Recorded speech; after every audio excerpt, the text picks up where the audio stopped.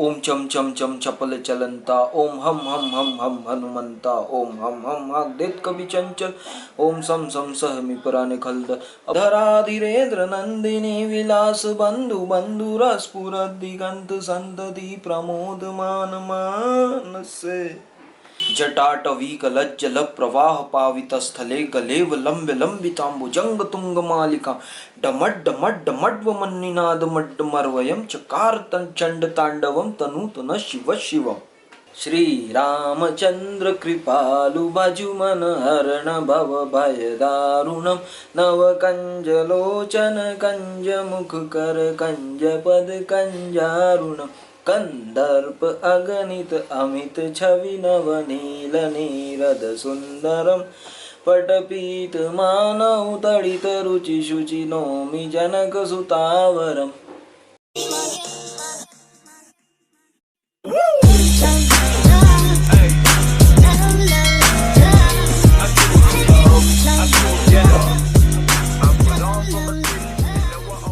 जय श्री राम, जय हनुमान, जय बजरंगबली, जय सीताराम। अभी जैसे कि हम सबको पता है, अभी घर में तो भाई गम नहीं रहा है। घर में इतना सुनसान लग रहा है ना, बच्चे है नहीं, बच्चे सब गए हरियाणा अपने चाची के मायके, चाची के साथ। काकू भी गए अपनी मम्मी के साथ, इसकी दादी भी गई है। घर में कौन है? तो घर में है इसके बच्चों के दादा, मैं और परी फूफी के मम्मी पापा, 4 लोग हैं सिर्फ। बच्चा एक भी नहीं है घर में। तो बता रहा हूँ ना, जरा सा गम नहीं रहा है। क्या करूँ, कुछ समझ में नहीं आ रहा। तो ऐसा जब भी मेरे साथ होता है ना, मेरा दिमाग घूमता है और मैं सीधा कुछ नहीं करता हूँ, मैं जाता हूँ भाई मंदिर। तो बड़ा आसान है, कुछ नहीं करना है। मैंने यही हमारे हनुमान जी का एक मंदिर है बालाजी का, वहाँ जाऊँगा, बैठूँगा शांतिपूर्वक और कुछ नहीं करना है। मैंने वहाँ पे 7 बार हनुमान चालीसा के बैठ के मस्त पाठ करूँगा। 7 बार हनुमान चालीसा हो गई, उसके बाद एक बजरंग बाण का पाठ कर लूँगा। हाँ, ये दोनों से पहले एक चीज़ से शुरुआत करता हूँ, वो है श्री राम स्तुति। क्योंकि हनुमान जी को राम जी का नाम पसंद है और राम जी को हनुमान जी का नाम पसंद है। हनुमान जी के सामने हम बैठे हैं तो राम जी से शुरुआत करनी चाहिए। और एक्चुअली जो राम स्तुति जो है ना, वो बोलने में इतना अच्छा लगता है। श्री रामचंद्र कृपालु भज मन हरण भव भय दारुणम नव कंज लोचन कंज मुख कर कंज पद कंजारुणम कंदर्प अगणित अमित छवि नव नील नीरद सुंदरम।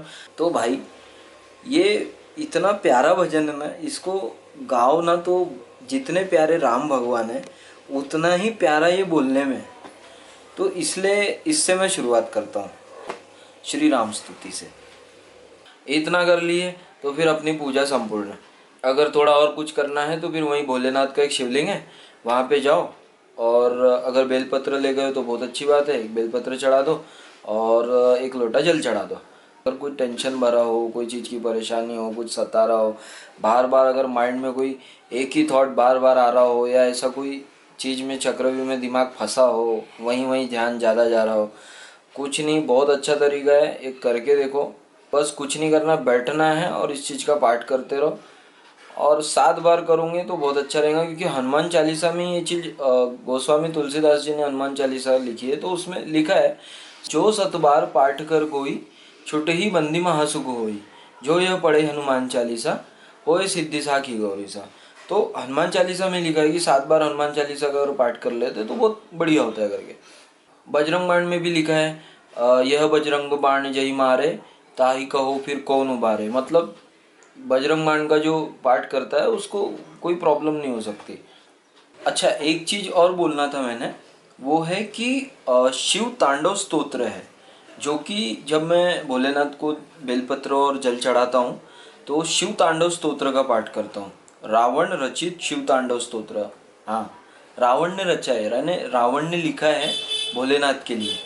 और जब उसको बोलते हैं ना तो ऐसा एकदम ऐसा फील होता है कि जैसे कुछ अंदर से कुछ शक्ति हो करके। ये बोली कुछ इस तरीके के है जैसे जटाटवी कलज्जल प्रवाह पावित स्थले गलेव लंब लंबितांबुजंग तुंग मालिका डमड डमड डमड्व मन्निनाद मड्डमर्वयम चकार चंड तांडवम तनूतन शिव शिवम। इतने खास बोल है उसके। और इसी के बोल उसमें यूज भी किए हैं बाहुबली मूवी में।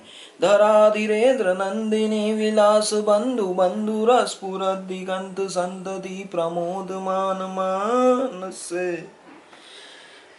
भाई अपना तो दम भर जाता, लेकिन कैलाश खेर ने बोला है और बहुत जोरदार बोला है उन्होंने।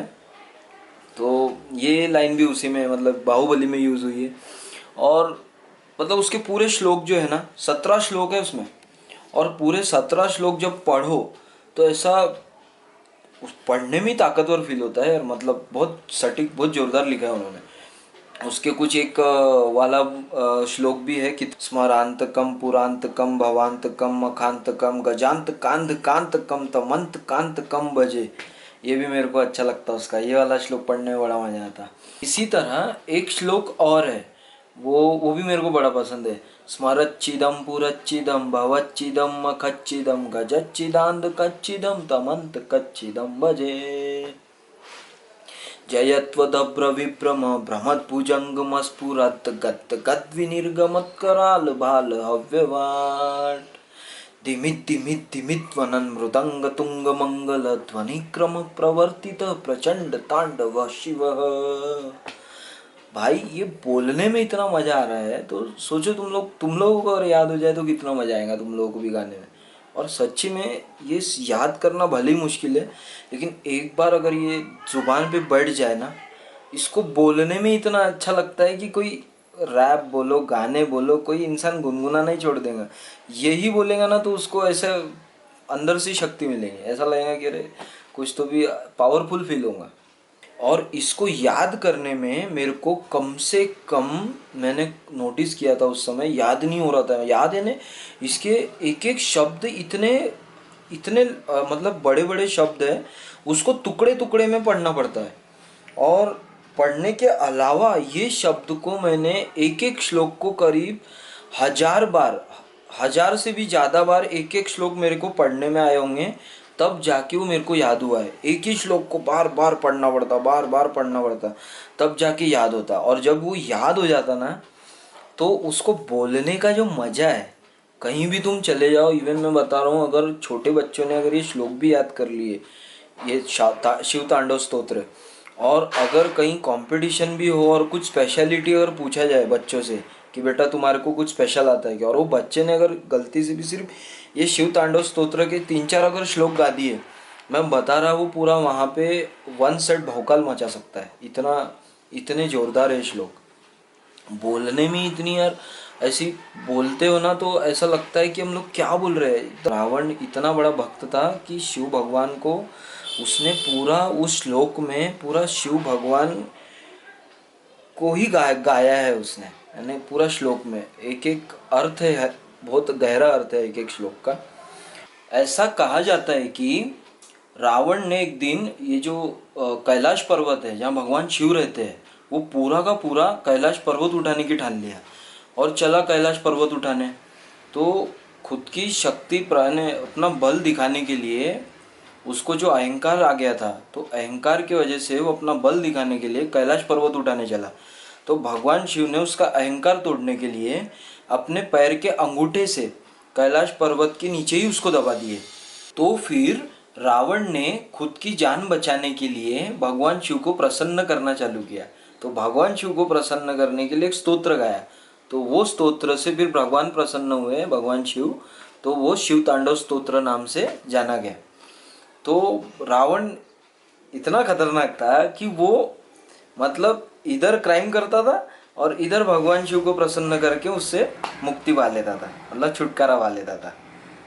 याद करने में अगर आप लोग याद करने की कोशिश भी करोगे तो इतना पकड़ लो कि आपको एक एक श्लोक को बहुत बार बोलना पड़ेगा, तब जाके ज़ुबान पे बैठेगा वो ऐसा नहीं है कि तुम ऐसा दिमाग में याद करो और फिर तुम्हारे दिमाग में आएगा तो बोलोगे, दिमाग में आने वाली चीज़ नहीं है वो। बार बार पढ़ने के बाद करीब 1-1.5 महीना लगेगा आपको उतना 17 श्लोक याद करने में, क्योंकि एक ही श्लोक याद नहीं होता। एक एक श्लोक को याद करने में 2 दिन पकड़ लो, इतना है। नहीं, बार बार तुमको भी रिपीटेडली उस चीज़ को बोलना पड़ेगा, तब जाके वो एक श्लोक याद होगा। याद है ना, पूरा रटना है तुमको, तब जाके ही वो होगा। तुम अगर सोचोगे याद करूँ और फिर बाद में कभी फिर बोलूँ, ऐसा नहीं है। प्रैक्टिस है वो, एक बार बार तुमको उसको पढ़ना पड़ेगा और फिर तुमको वो चीज़, यानी वो एक प्रकार का प्राप्त करने वाली चीज़ है, मतलब वो श्लोक तुमको प्राप्त हो जाएगा, ऐसा है। बाकी तुम सोचोगे कि नहीं हम याद कर ले और फिर बाद में, तो फिर भूल जाओगे भाई, कोई मतलब नहीं। उसको पढ़ते रहना पड़ता है। बहुत बहुत सटीक है, बोलने में तो बहुत मजा है, बस ताकतवर। जब तुम बोलोगे ना, तुमको खुद को ऐसा फील होगा कि अंदर से कुछ शक्ति आ रही है करके, इतना दम है उस श्लोक में। शिव तांडव स्तोत्र पढ़ के देखो, सुन के, अरे सिर्फ सुन लो यूट्यूब पे, सुनने में ही तुमको मज़ा आ जाएगा। तो पढ़ना है जब खुद बोलोगे तो बहुत अलग मज़ा है। तो यही है। अभी बच्चे है थे नहीं घर पे, तो मैं आप लोगों से इसी तरह बात करके अपना मन बहला लिया, और कुछ नहीं। अभी बच्चे आने को 1 हफ्ता और टाइम है। 1 हफ्ता कैसे निकलेगा पता नहीं, देखते हैं।